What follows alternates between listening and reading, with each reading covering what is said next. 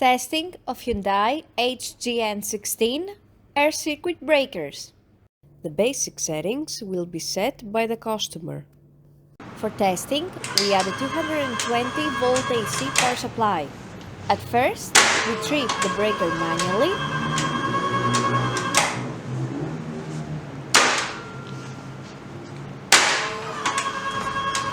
Then, we trip the breaker with the help of the UVT. Then, we perform a short time delay test, and the breaker trips almost instantly.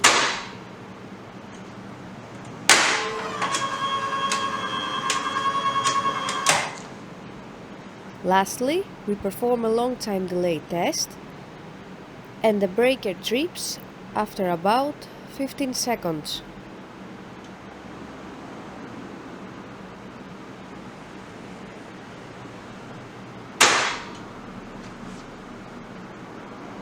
The same process is repeated for the second breaker.